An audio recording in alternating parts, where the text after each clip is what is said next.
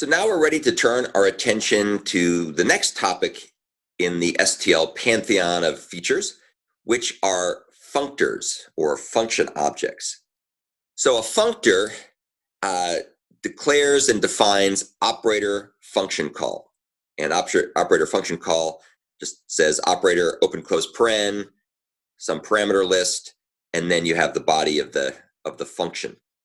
So in this case, I just have a very simple example of a functor, which is called isOdd. And you can see here that isOdd is templatized by type name T. It defines operator function call, which takes a constref of type name T and goes ahead and does a mod on it. And if it modding it by 2, if it returns 1, that means it's odd. Otherwise, it means it's even. And I guess arguably, I don't have to make this a const T ref. It could also just be a T because it's most likely going to be doing a built-in type, a scalar. So passing it as const ref might be actually less efficient than just passing it as itself, but it'll work either way. There's several helper base class templates, unary function and binary function, that facilitate user-defined function objects or functors. So these are just the definitions that you get out of the box. This is part of STL. And you can see that unary function is a generic template that takes an arg and a result, and then it goes ahead and type defs those parameters into traits, argument type and result type. And binary function is basically the same idea, except it takes 3 template parameters, arg1, arg2, and result, and it goes ahead and type defs those into first argument type, second argument type, and result type. So these are just ways of being able to name the various types that have been used to parameterize the functors. And you don't actually have to inherit from unary functor or binary functor to make a functor. So you can see that our isOdd functor here is a perfectly fine functor, even though it doesn't inherit from binary function, or unary function. It's okay to do it that way. It just means you won't get access to those traits if you were to need them for some generic programming purpose. STL provides a whole pile of popular functor class templates.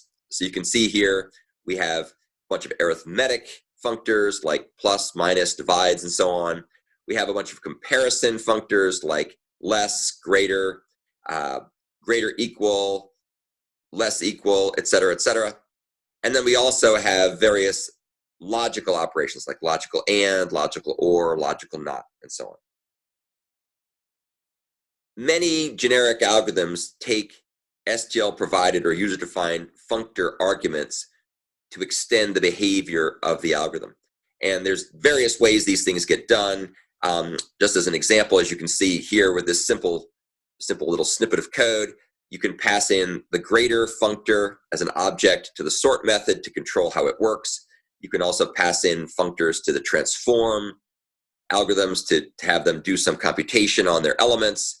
And then something we don't show here, but we'll talk about later, is the various predicate algorithms like countif and findif and so on, or remove copy if. And all of those take functors that will indicate predicates, so they return true or false, they return Boolean. So there's a whole bunch of examples of functors, and that's what we're going to go ahead and look at now. We're going to go take a look at a bunch of different examples demonstrating how to use functors. And what's going to be interesting about this is it'll give us a chance not only to talk about functors and show how they work and what predefined functors come with C++ STL, but we'll also get a chance to review C-style pointers to functions and C++ pointers to member functions. So let's start by giving an overview of function pointers, because basically a functor is trying to look as much as possible like a classic C-style function pointer. It looks like you're making a function call when in fact you're calling operator function call through an anonymous or a named object of a struct or a class type. So before we talk about functors, let's talk about functions and particularly pointers to functions. So function pointers in C and C++ are pointers, they're variables that point to the address of a function. Gee, no surprise there, otherwise they wouldn't be called pointers to functions. And what this allows you to do is it allows you to be able to reference these functions as variables in your code. And so why we want to do that is we want to make our programs more flexible. Rather than hard coding a particular function to be called in a particular context, we want to be able to have a variable that holds a pointer to function, and then we can decide dynamically what that pointer to function is, and then we can call it, and it'll be dispatched dynamically. So you can think of pointers to functions as kind of C's support for virtual functions. They're not really virtual functions. They're really dynamically called functions, but it's actually they're used to implement virtual functions. But that's another topic for another day. So you could imagine all kinds of different ways to decide which pointer to function to call. And I'm going to show you some examples here that illustrate this particular technique. Now, what I'm showing you here will work with C style code. It just shows you C style code. Later, we'll talk about the more C++y stuff like pointers to member functions. So here we've got 4 functions, plus, minus, multiply, and divide. And you'll see how they all have the same signature. They take 2 floats. They perform the corresponding operation, which would be pretty obvious what it's doing. And then they return a float as the return result. I now go ahead and I implement a little helper function, which is called switch opcode. And you can see here in this case that we're going to go ahead and have a function that takes in float A and float B and a character called opcode. And then it's going to go ahead and switch on the opcode. And depending on what the opcode is, it's going to go ahead and call the appropriate function. I may have to, for purposes of compiling this thing, let me change these to capital letters because the compiler is complaining at me and I want to fix this quickly and keep moving. So we'll just remove the ambiguity by using capitals here. So what we're doing is that we're switching, and if it's a plus character, we call the plus function. If it's a minus character, we call the minus function, and so on and so forth. I think you get the idea. Down here is a second function called switch funct pointer. And what this does is this goes ahead and takes float A and float B, but rather than actually taking a character opcode, what it's going to do is it's going to take a pointer to function. And what it does is it takes the pointer to function and then it calls the pointer to function and it passes in A and B and then returns the values. So I think you'll agree with me that this code here is a bit more verbose. The switch opcode code is more verbose. This code is more succinct. So let's go take a look down here and see how we can actually use this.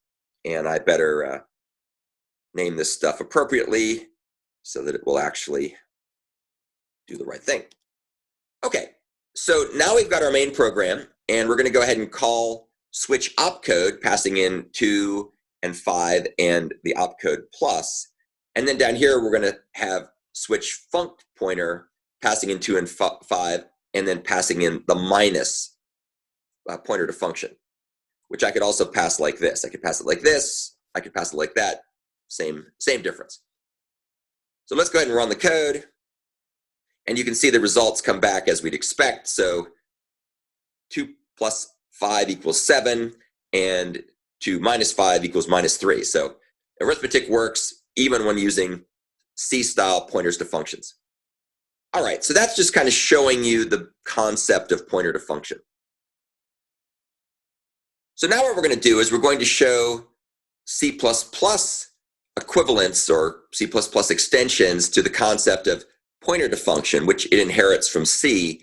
And we're going to show this in the context of C++ pointers to member functions, as well as also pointers to static functions. So here's a class called example class, and you can see that it's got a bunch of methods. It has a fun, b fun, another fun, and a static fun. And they all take parameters. They're all taking floats and characters and then doing stuff. So in the case of a fun, b fun, and another fun, they're all taking the parameters that are passed to them. And in the case of a fun and b fun, we're updating our private data member I underscore to be plus equal to all those values. For another fun, it's a const function. So in that case, we can't plus equal because you can't make a change to the state of a const function. So in this case, we just add I to A minus B plus C. And then down here, we have a static fun. And so a static method, of course, can't access any of its instance fields, its instance data members. So as a result, we just say A plus B plus C. What these functions really do isn't all that interesting. How we're going to use them in the context of pointers to functions, that is interesting. So let's come down here now, and we're going to define ourselves several local variables that are pointers to functions or pointers to member functions. So in this case, we're going to define something called pointer to function, which will take a float and 2 characters, and we give it a null pointer to start out with. Then we're going to define ourselves something called example class : star pointer to member, and this is a local variable that's a pointer to a member function, which is a C++ enhancement. And then the third example here, the third local field, is going to be pointer to const member, which is also part of the example class : star family of pointers to members. So now let's go ahead and assign these things. So let's make pointer to const member be the address of example class another fun. So that's going to be this guy. We pass the address of that to that pointer to const member function. And then depending on whether we have command line parameters or not, we're either going to end up calling a fun or b fun. And this is just demonstrating the fact that we can dynamically decide which of these pointers to functions to call, but we're going to call them in a way that from the point of call, it looks like it's just calling a pointer to function or a pointer to member function, but we can dynamically select which pointer to function or which pointer to member function is actually invoked. And then the last thing we're going to do is we're going to make pointer to function be assigned example class a static fun. Okay, now we've got all of our pointers to functions or pointers to member functions initialized. We then define ourselves an instance of example class called instance1, and we give it the value of 10. So its value here, its I, starts out with 10. And you see that that's going to figure in when we do some of these non-const member functions like a fun or b fun, where it says a underscore plus equal a plus b plus p, or plus equal a minus b plus c, and so on. All right, so now what we're going to go ahead and do is we're going to call the appropriate methods in instance1 by saying instance1 dot star pointer to member, and that will call either a fun or b fun depending on the command line parameter. We're going to do the same thing with pointer to const member, which of course we'll call that method called another fun. And then down here, since a static method basically looks just like a C style method from the point of view of the calling signature, we're just going to say pointer to function, and that'll call the a static fun method. Then just for kicks here, we're going to make ourselves a unique pointer, which remember is a holder class called instance2. We're going to give it a new example class. And down here, we're going to say instance2.get, which gets us the object that's pointed to by instance2. And then we call pointer to member on that. So that's dispatching a dynamically bound member function through a dynamically allocated object. So let's go ahead and run all these things, and you'll see what we get. We get 23, 48.5, 216.2, and 13. And again, what those functions compute isn't really all that interesting. What's interesting is we're able to select dynamically which one gets called. And just for kicks here, let's go ahead over in the configuration box, and let's give it, let's just give it a parameter. We'll call it foo. So now we're going to call the a fun method as opposed to the b fun method. So instead of 23, we should get, I believe, a different result. So let's see what happens. And indeed, you can see we got 217 instead of 23. And we did that simply by adding in some parameter here. And then that causes this check of argc greater than 1 to be true. So we get a fun as opposed to b fun. Now I've set it back to what it was before. And you can see we come back and we have 23 instead of 217.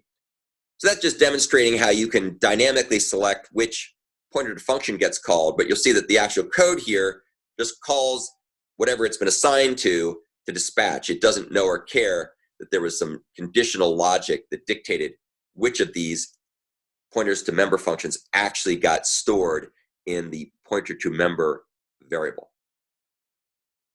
So we've talked about passing pointers to functions and pointers to member functions as parameters. Now what I want to do to round off our discussion of kind of the C and C++ pointer to function, pointer to member function category of topics, let's show how we can now do this where we return pointers to functions from functions. So this is pretty wacky, right? So before we were passing pointers to functions, now we're going to be returning pointers to functions. And so you can see up here, we're going to have one function that's going to basically be passed a pointer to function. That's just like we looked at before. And then it calls it and prints the results out. And then you can see also down here that we define a function that can be passed to pass PTF, pointer to function. So we can pass a fun to this function. So that just kind of as a warm up to get us started. Down here now, oh, and I guess I need to, there must be a predefined set of plus and minus methods in standard C++, and I'm running afoul of ambiguities here. So let's go ahead and fix that quickly. So what we're going to do down here is now we're going to show how you can return a pointer to function from another function. And by far the best way to do this is to use a type def. So we define pointer to func to be a pointer to a function that takes two floats and returns a float. And then we make that the return value of this factory method called getPTF. And what this does is it takes the opcode that's passed in, and if the opcode is the character plus, we return the address of the plus function, which could also come back like this if we wanted to. And then we also, if the opcode is minus, we return the minus function as a pointer to function. All right, still so far so good. Now let's go ahead and take a look at the main program. And this is going to show how to use pointers to functions as defined above. So here we're going to go ahead and pass a fun to pass PTF. That'll go ahead and print it out. That's just showing how to pass functions. We've already seen that before. Then down here, we're going to define a function pointer that's initialized to null. And then we're going to go ahead and call getPTF passing in opcode plus, and that'll return a pointer to function, which we then invoke to perform the addition. And then we do the same thing again, except this time we pass in the subtraction character, and that'll get us back a pointer to function that does subtraction.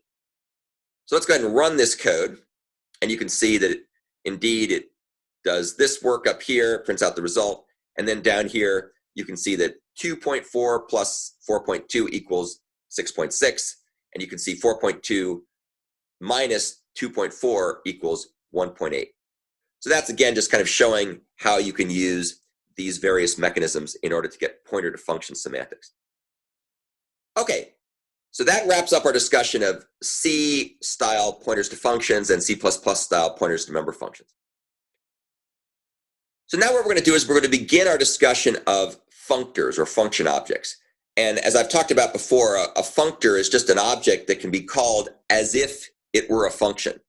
And STL defines a whole bunch of simple functors to do arithmetic and relational and logical comparison operations. If you want to define your own functor, it's very simple. You just have to have a struct or a class and define the function call operation on that. And as you'll see, as we get a little further into this, the functor mechanisms that are part of STL are a big improvement over the pointer to function mechanisms that are part of C, because these are actually objects, not functions. So as a result, they can be inlined, and they can also store state when needed. And so here's a very, very simple example of a stateless functor, which simply returns the parameter that's passed to it. And you can see in this also very simple example, I can define myself an instance of simple function object or simple functor called a functor, and then I can call it as if it was a function. So it looks like a function call, but in fact, it's actually calling a method on a struct or a class. This example doesn't really show why this is cool. It just shows that you can do it. We'll talk, of course, shortly about why this is cool. If you want to, you could also call the method explicitly. You could say a functor dot operator open close, which is more verbose, so nobody would do it that way, but you can do it if you want to. All right, so this doesn't really show you the magic of functors. It just starts the ball rolling. So the last thing we're going to do today is I'm going to introduce some of the predefined functors that come out of the box with C++ STL. And these are all found in the functional header file. And they're used to work with both containers and algorithms for all kinds of purposes. In fact, you've seen some of these already when we've talked about various containers, like, for example, the set containers and the map containers, which need to have a comparison functor. We've seen how the less functor is used for that, or the greater functor is used. You've also seen this used for sorting, where by default sort takes the less functor, but can be given the greater functor, and so on. So there's a whole bunch of functors that provide named structs or classes for arithmetic function objects like plus, minus, multiplies, divides, and so on. There's also a whole bunch that handle comparisons like less, greater, equal to, not equal to, and so on. The arithmetic and especially the comparison functors are very widely used. Logical operations, logical and, logical or, they exist. They're not very widely used, but they do exist. And then, as we've talked about before, they have binary function and unary function defined to help build your own functors, as well as to build the ones that have come out of the box with STL. And here's what some of the functors in STL look like, the ones we've just talked about. So you can see that plus is a binary function that's parameterized by 3 type keys, and that, of course, ensures that it's got first argument type, second argument type, and result type, all the same type, all the correct type. And you can see down here, we've got operator function call, which takes const tref x and const tref y, and it returns x plus y. And the same thing occurs for minus and multiplies and divides. I think you could probably get the sense of how this is going, right? Everyone just has, it's kind of like having a name for an operation. Now, you might ask the question, why do we need names for operations? And that won't become clear until we start talking about various STL algorithms that take these things and use them to guide the behavior of the algorithm using the magic of template instantiation and inlining and so on. There's also unary function, which is used for the negate operation and so on. So here's, again, a very simple example where we're going to have a user-defined functor called isEven, which is a unary function of int bool mapping. So you can see its operator function called takes an int, checks to see whether or not it's an even number or an odd number. And if it's even, it returns true, and that's a bool. So that's just a very simple way of defining a user-defined functor. We don't actually have to give it the public unary function piece here. It would still work, but it's not a bad idea to make it clear what's going on. It's kind of a documentation aid, if nothing else. So here's a simple program to show this functor in action. You can see what we do here is we create a vector, and we go ahead and push 1 through 20 into the vector, and then we go ahead and print the contents, and then we go and say how many elements in that vector are even numbers. And of course, there should be 10 of them, I think. And we do that by using countif, and we give it the beginning of the range of the vector, 1 past the last element in the vector, and an anonymous object of type isEven, which is defined up here. And as you can see, isEven will return true if it's an even number and false otherwise. So it probably will come as no great surprise to you that the countif method goes through that range from beginning to end, and anywhere the predicate matches, it increments this count by 1, and when we're all done, it returns the count as the value of countif. So I think that's a very simple algorithm that uses predicates. And this is also an example of a predicate algorithm. So as you can see here, we have 1 through 20 is the original sequence, and then we discovered, to no great surprise, that 10 numbers are evenly divisible by 2, and we used our isEven predicate. Now, there's other ways to do this. We could use anonymous functors or anonymous lambda functions in C++, which we'll show not too long from now. But I think in this case, this is very clear, very concise. It's real easy to glance to tell what we're doing. We're counting up everything that's even. You can just sort of read it from left to right. and it just jumps right out at you. Using an anonymous lambda here, or generic lambda, would be probably less intuitive because you'd have to remember what the logic was to check whether something was odd or even. And it's a little bit better if you name it and stick it as a functor itself, a named functor.